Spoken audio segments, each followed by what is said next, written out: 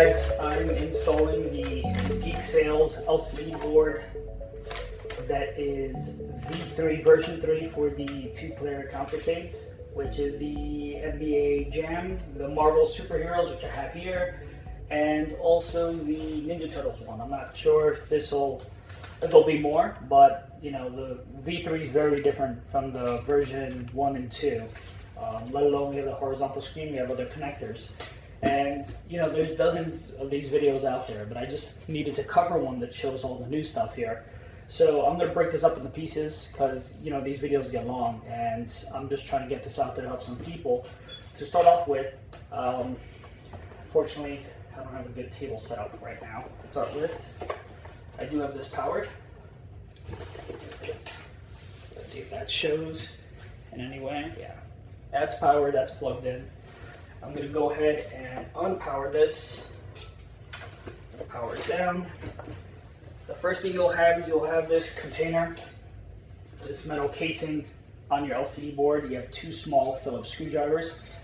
Two small Phillips screws. Go ahead and remove that with a Phillips screwdriver.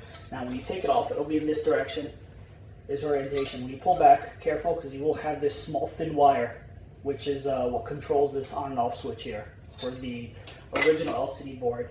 That'll be removed right around this area here. So then next, remove your power. Power's off. I've already gone through and removed this top board so you guys don't have to, because I just really wanted to make sure that this thin cable right here, let me make sure that's showing. Yeah, let's get some more light on there. You know, this thin cable right here coming from the top, it's a 2-line cable that goes into this wrapped cord, belongs to the marquee, which it does. The interesting thing about that is this 2-pin connector cable has some sort of wax or glue that's on the board. I'll have to try to remove that with some tweezers. We also have this 3-pin, I think that's 4 cables, another 4 cables. I believe that's the audio and power. I'll confirm that in a second, but more importantly, we're going to talk about what cables actually go into these two areas you see here. So the startup guide is pretty great. We usually don't get any documentation with this, so just to have someone know exactly how to carefully put a ribbon cable in is a really great help for someone doing it for the first time. If I had something like this 2 years ago when I was first messing around with these, that'd been great. I've unfortunately broken ribbon cables. So let me get the new board out here. This right here is the new board. It's actually technically the same as version 2 and version 1, with the newest piece being a part of the keyboard, which is the additional button board you'll have on the side, which has a V3 written on it with Sharpie. And then some new cables here, which you'll see again, there's a number 3 marked on there. There's a V3 marked on this side. Geek Sales is really trying to make sure you know that this is the new part here. This here seems to be a custom 3D print harness, which is what, in my opinion, makes this really convenient, because you don't want these touching the metal directly when it turns on. It kind of short out, and unless you want to put some plastic steps or something else, this is just great to have. That little thin piece right there is all you need to have that safe. And then the last thing, which is also great about this board versus other LCD boards that I've used on the larger side, arcade one-ups, is this already has an amp in it, so this will handle audio as well. There's normally a 3.5 millimeter input. You have that port right there, so that if you wanted to use an amp and your own speakers, you can still do that with here. And the last thing is, on this board, I believe it's here. On this board, you have this little black 2-pin connector here. That's a power cable. You can connect that to, if you had a Raspberry Pi, your GPIO pin 5 and 6, and you have the shutdown script installed, which pretty much comes with all these arcade images you'll find in Arcade Punk. That right there, that'll handle that for you. So that's also pretty nice too. So that when signal's turned off, it doesn't try to keep the LCD on. Okay, once you remove the 4 screws, again 4 Phillips screws, on the controller deck, you're also going to have 2, one on each side, which is new to the Countercade versus the actual full-size arcades. you'll be able to lift this up off the bucket. Now, carefully remove this gray cable. I want to make sure that gray cable shows. Let's see if it shows. Fortunately, I'm limited in the space I have here. So right where my screwdriver is pointing, this gray cable is connected to the controller deck. This is actually the controller deck controller board. From underneath, you can try to pull that out. Okay. So I went ahead and removed that.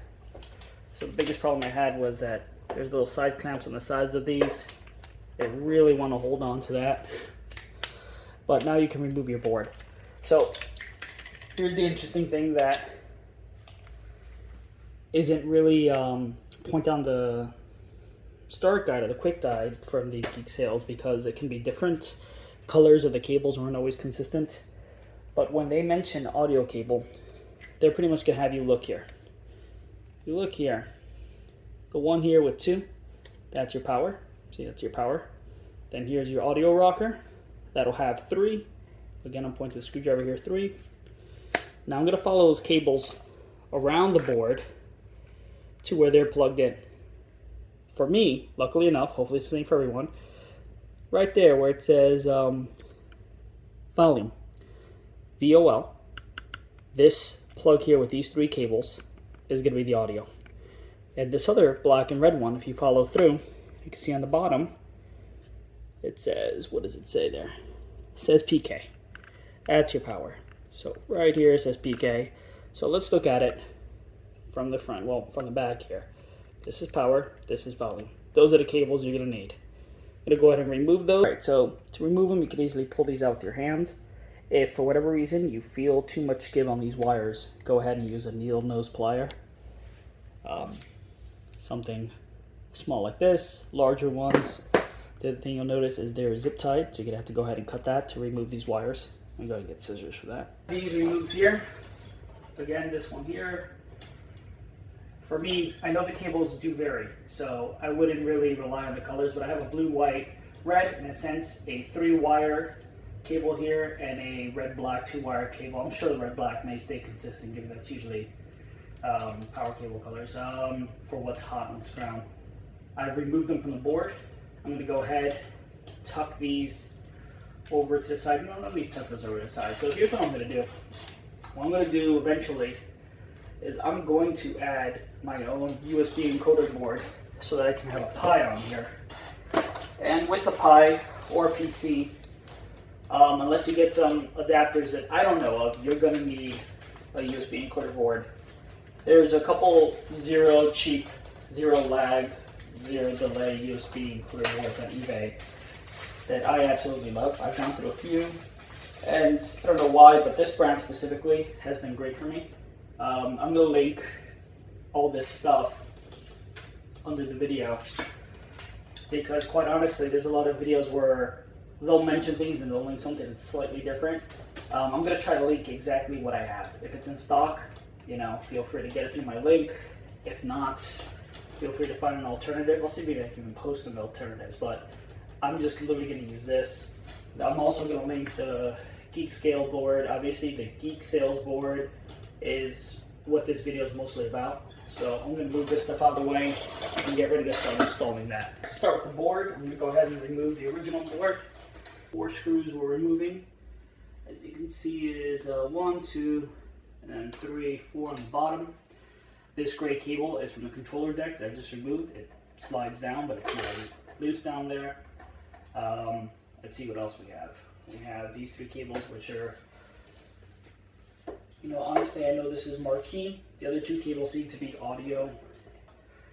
I started by removing the screws on the 4 corners of the LCD board. I had to stop myself. I'm leaving the bottom 2 screws on because we need to remove the ribbon cable first. You'll see in the quick start guide, it'll tell you that this little black switch here, actually, if you have nails or even a little sputter tool or something that won't damage the ribbon itself, you can pop that open on both sides. It will swing up like a latch. Then you'll be able to slowly, hopefully carefully, slide this super thin film-like ribbon cable. So I'm going to go ahead and I'm going to try to do that now without blocking the camera, but no promises there.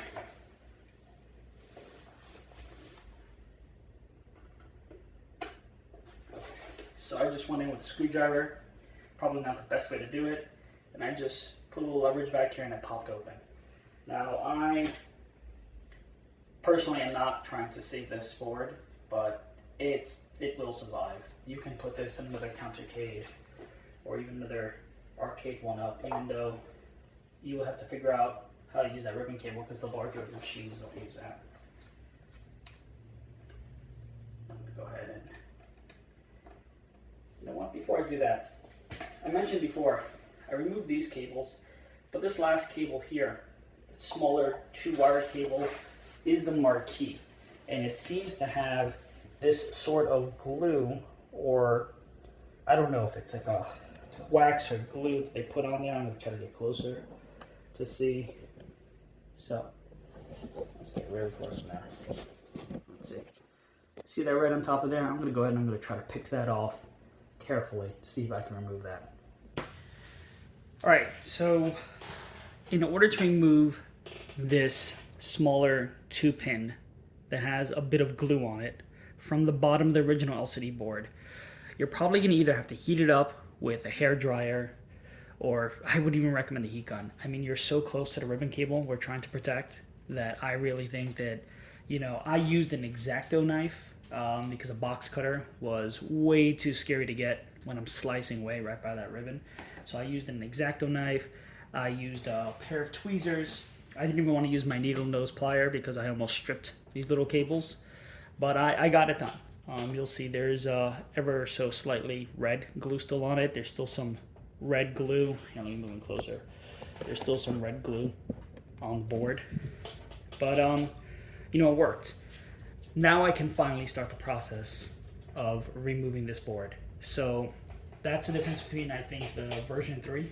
You have this extra cable you may want to remove. I mean, I'm guessing you can still leave it to this original LCD board and keep this LCD board here on the side, you know, taped or on stands, and power that board just to power your marquee, which would be the easiest way. But even though it's unofficial, again, let me say this is an unofficial workaround.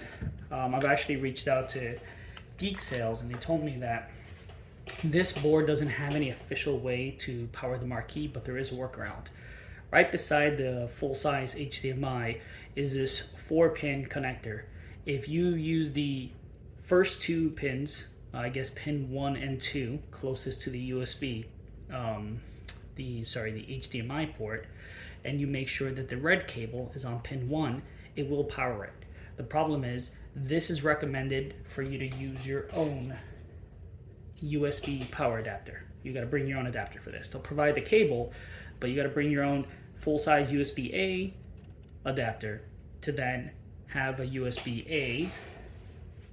Zoom out here. To power this, it comes with this cable. This is a classic USB-A to micro USB, and in order to power this, they'll say, you know, use a 5-volt, 1-amp adapter. If you want to bring the marquee into this so that it doesn't draw power from the LCD or the amp, which may cause cutouts in audio, you're probably going to want to use a 5-volt, 2-amp power adapter, or 2.1. Again, these are things that you can find on Amazon really quickly. I'll link 1 or 2 of them. This one here is it was purchased from Amazon a while back. I'll try to find this exact one. If not, I'll find one that's almost identical to this.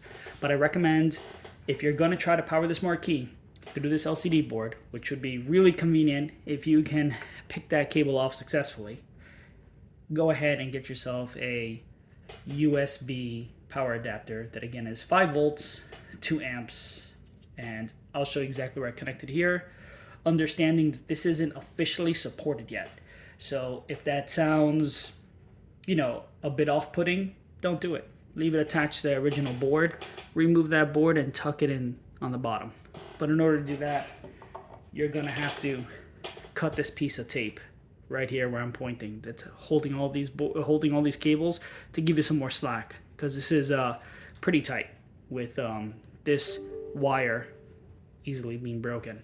So I'm going to go ahead and try to set that all up, and then we'll get to the process of finally putting this board on that arcade. Alright, let's finally get this board out of here. Now that I've removed all those cables. See if I can catch that without folding.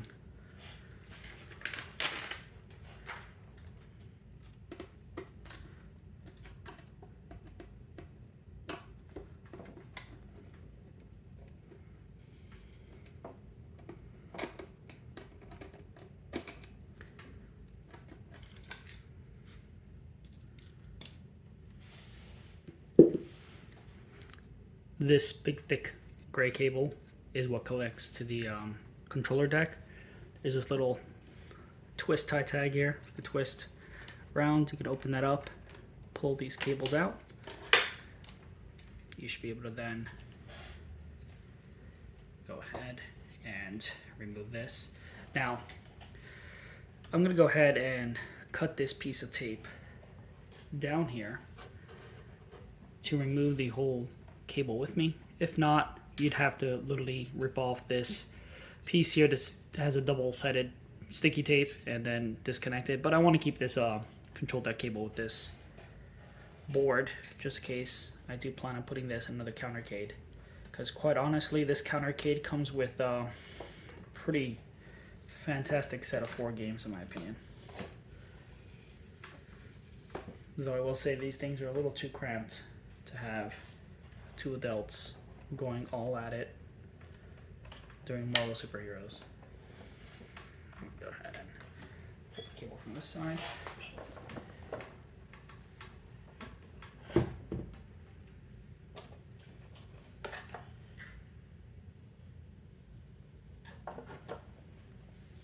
Okay, now officially remove the original LCD board.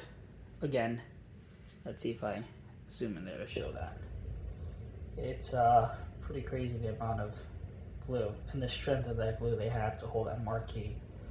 That's what I'm talking about when I say you're going to have to tear away at that while being extremely careful since you have a ribbon cable right here. This is the harness for version 3. It's orange. It'll say V3 on it. And the green one that actually says V1 and 2 is the older one, so we're going to go ahead and go version 3. I see some minor differences here, so definitely let's move that over. Geek sales is going to be upright. You have these 4 metal pegs where the screws go. You're going to go ahead and align this upright and pop these 4 corner holes into those metal pegs. Slide that in with, be careful with the ribbon cable and the largest part on the bottom right, which we'll use an extended screw for. So that's in. I'm going to go ahead and screw the top 2 in with the original screws that was on the original LCD board. They can now do it first. I'm going to see if I can get that marquee cable in there the way it needs to be in order to power that marquee.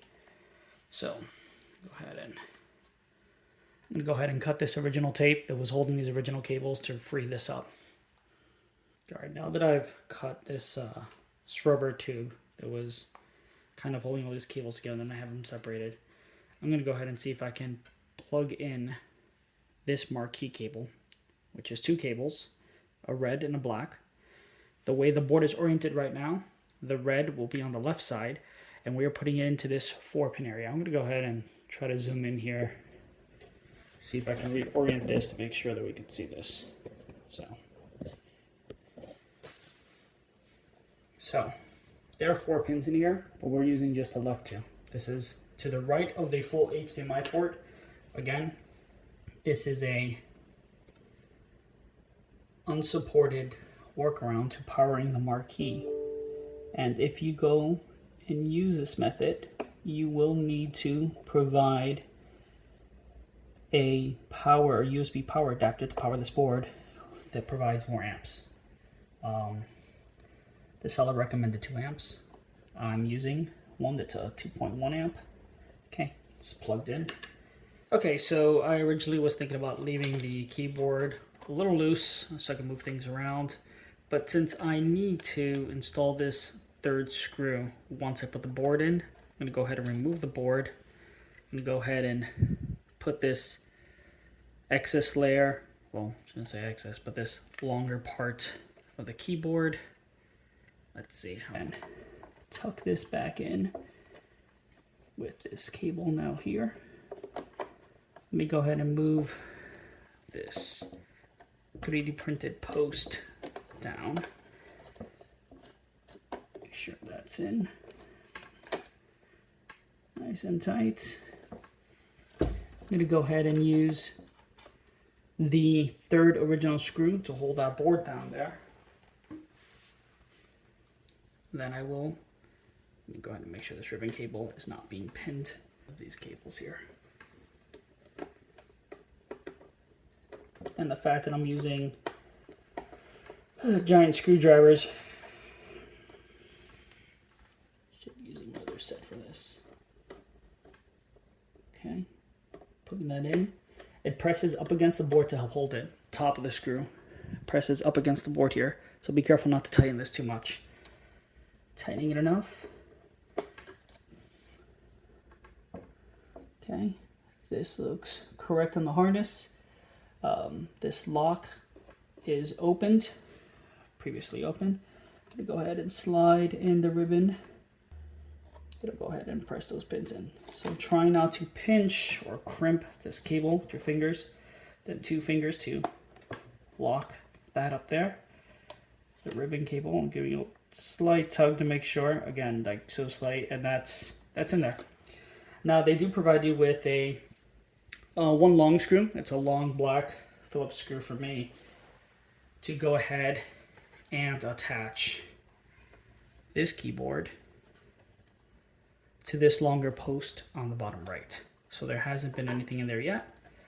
So this post on the bottom that I've kind of flexed to get the board in will go into this first hole that says source for me, and this other hole that says power is where this longer screw is going to go.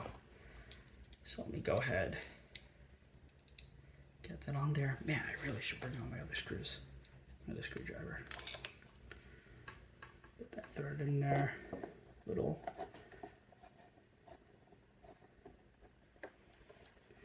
Let me go ahead and have where it says source on that 3D printed post that's part of the harness. Let's go ahead and finish screwing this in. Again, given that the screw is on top of this board, I'm going to do that very lightly. I'm not even really putting any pressure on that. Okay. And that is how it should look. I'm going to zoom out a little. Then I'll zoom in. This was the bottom right. That's a longer screw. That 3D printed post that sticks out goes into there. Behind this, I have a third original screw to the original LCD screws are up here.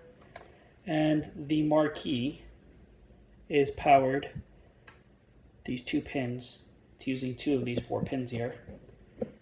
And that's providing power to the marquee, especially since I'm going to be using a power adapter that is 5 volts, 2.1 amps. Once I unscrewed the encoder board that was on the original controller deck, and I pulled the audio and the power cable from the controller deck. Those are right here. So they're coming from underneath. They do reach. So I'm going to go ahead and connect the audio to this. So the keyboard, here's a 3. Go ahead and plug that in. You'll see you'll have pins in there. Align that up. Plugging that in like so. Okay, that's in. Now for the power, we have 2. Again, you have these little posts on the side. You plug that in.